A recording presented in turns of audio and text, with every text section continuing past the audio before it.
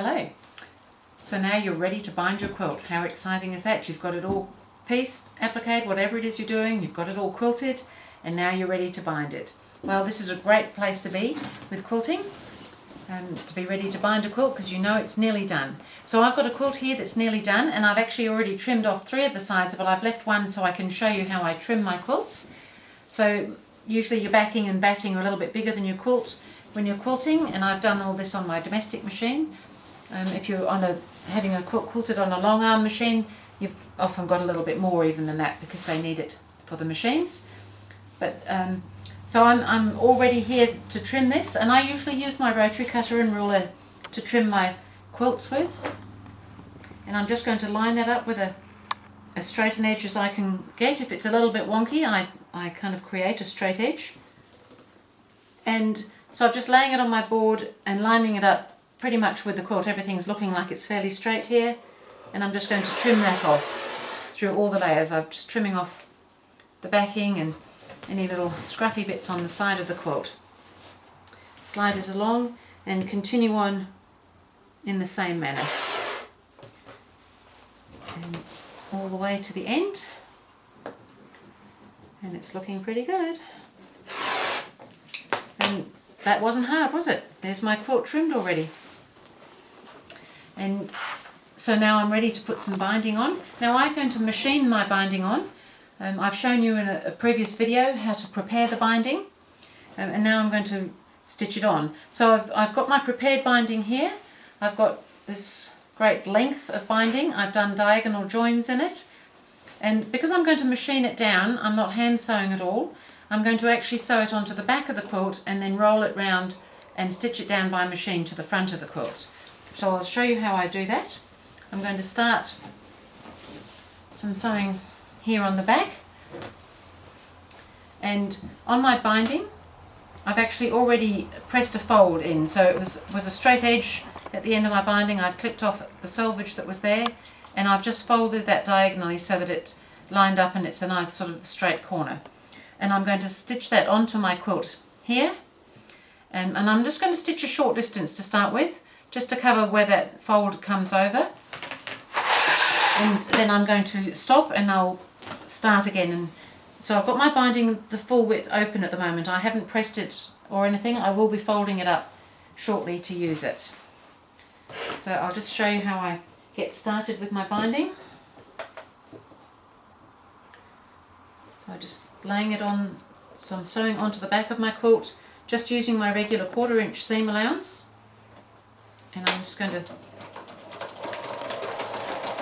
sew down just past where that little folded bit is, and I'm going to take it out of the machine, and I'm going to fold over my binding now. Now I haven't pressed my binding. I like to do it this way with it open and just hold it with the raw edges together as I sew. Some people do prefer to press it first, and that's entirely up to you how you do that. This is just the way I do mine. So I've stitched just to this point here, and I'm now going to leave a gap of maybe 3 inches unstitched and start stitching again down here, again with the 1/4 inch seam, but I'm just going to leave that little bit open because when I come down I can tuck in the other end of my binding into there. So I'll just get this into the machine, and then we'll head towards a corner and I'll show you how I turn my corners. So I'm just going to lock that off a little bit. If you've got a needle down, it's often helpful because you've got quite a lot of bulk of quilt and it might just sort of slip around a little bit. And I'm just going, now when I do the binding, I'm not trying to pull the binding really taut or anything, and I don't want it to be too sloppy because your edges will go a little bit wavy, but I do add just a hint of tension, so just a little bit of pull on that, because when you've got a quilted thing which is kind of spongy and it's up and down a little bit, if you just let it sort of ride and sort of go with the ups and downs, it could possibly end up a little bit loose, which wouldn't give you a very nice edge. So just a tiny bit of tension on that binding, and then let that go through. So as I said, we're doing a 1/4 inch seam allowance, and right down, and you're going to stop 1/4 inch before you get to the end. So that could be a little tricky, you're not sure where 1/4 inch is, you might want to mark it with a pin. You want to be, so this is the end of your quilt here, and you want to stop 1/4 inch before you get to the end. So we want to stop about there. And we're going to lock it there. So a little reverse stitch would be helpful there. And then I'm going to take that, take that out of the machine, take my needle out, snip my threads, and now I'm going to turn the corner. So what I've got is this, and I've stopped that 1/4 inch before the end.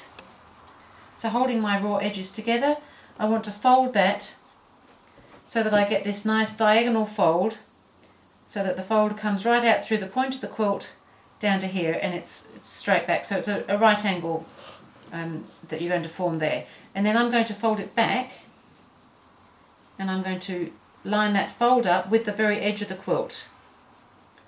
So you've got this nice little sort of sneaky corner tucked in there, and I'm going to start sewing right on the end and continue on down the next side.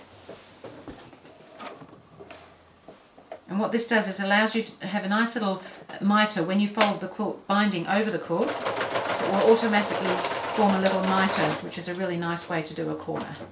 It doesn't round the corners off or anything like that. And you'll see how that works a bit later when I do the other part of the binding. So now I've just got to go all the way along this side, and then when I get to the next corner I'm going to take it out and do that little fold thing just the same on each of the corners. So I've just got to work my way around the quilt now.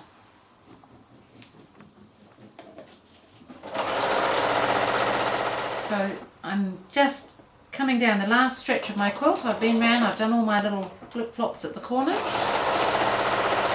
and I'll show you how I tuck that end in to the binding.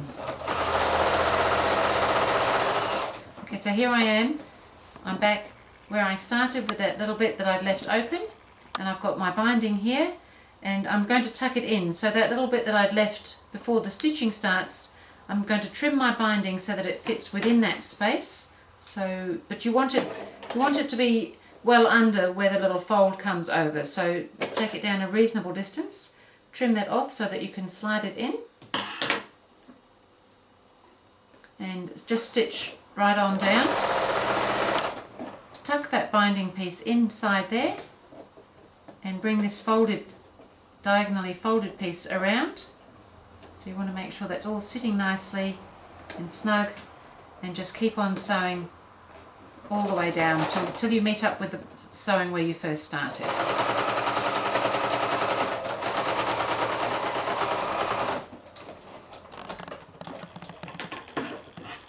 I can take that out of the machine now.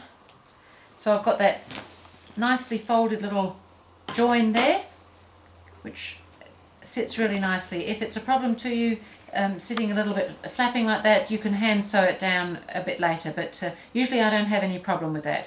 So now that I've finished putting the binding onto the back of the quilt, I can turn the quilt over and I can start sewing it down onto the front. So it's quite a large quilt, this one. And it doesn't really matter where I start and stop. So I've got the quilt on the back, and I'm going to fold that over and roll it now around to the front. And I'm going to stitch it down close to that folded edge on the binding, and that will give me a seam, because I cut it 2.5 inches wide. That will give me just a little tiny stitching line on the back. So you might want to colour match your thread to your fabric if you're going to do it this way. And the seam, little sewing line, will be just inside, but it actually doesn't really show on the quilt unless you go looking for it, of course, in which case you'll find it. So I'm just going to start sewing here. I'm going to do a little lock stitch to get started, and I'm going to put my needle down. If you've got a needle down position, it's really helpful. It's also helpful, I perhaps should have mentioned this earlier, to use your walking foot to put binding on, because you're working through something that's a little bit bulky and with the batting in. And I've got a little dual feed on my machine here, so that's really nice. So I'm just going to go along here to the corner, and I'll show you how to do the corners. So I'm just stitching quite close in to the edge of that binding.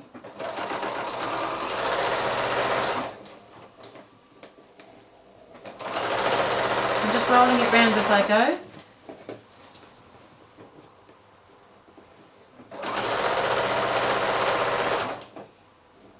keeping it as straight as you're able to.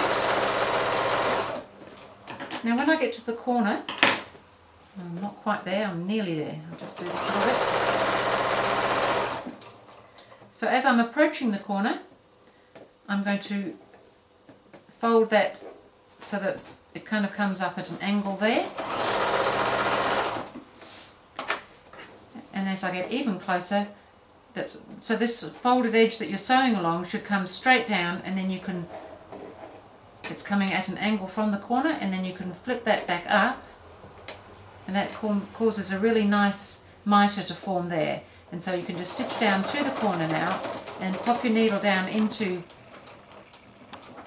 this little bit that we're going to turn the corner on, lift your foot and pivot with it in there. Now I usually, for no particularly good reason, do a little back stitch here just to make sure that it has caught all that corner up nicely. And here we go, my machine was having a little say-so of its own just there.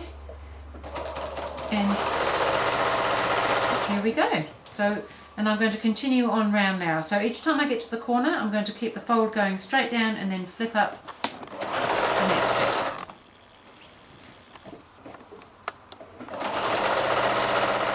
I'm just coming up to another corner, so I'll just show you the corner again, in case you missed it last time.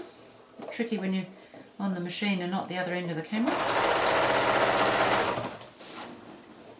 So what I'm doing here is I'm folding that over, and as I get closer to the corner, I'm keeping that line going straight down there so that I've ended up with a little bit of an angle here.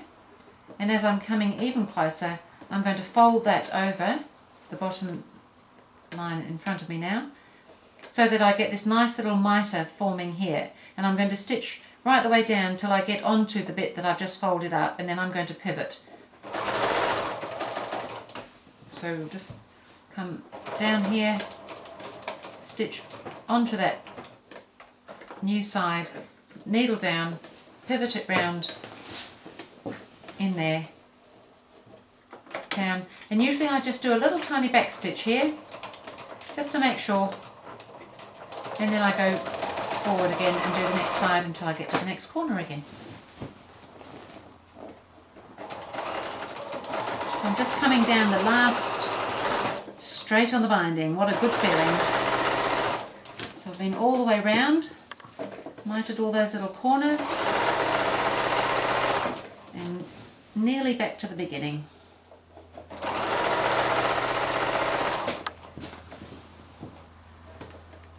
And then I'll show you what it looks like.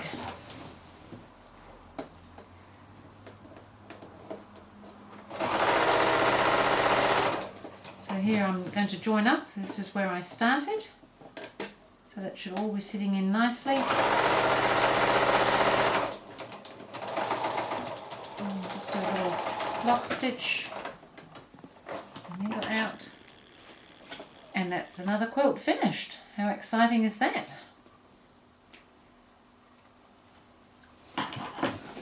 So this is the join that I've done here. You can see that there's just a tiny little bit of a lift there, so you may just want to catch that in by hand if that's a problem to you. Very often I don't worry about that. It doesn't seem to change or exaggerate itself in any way.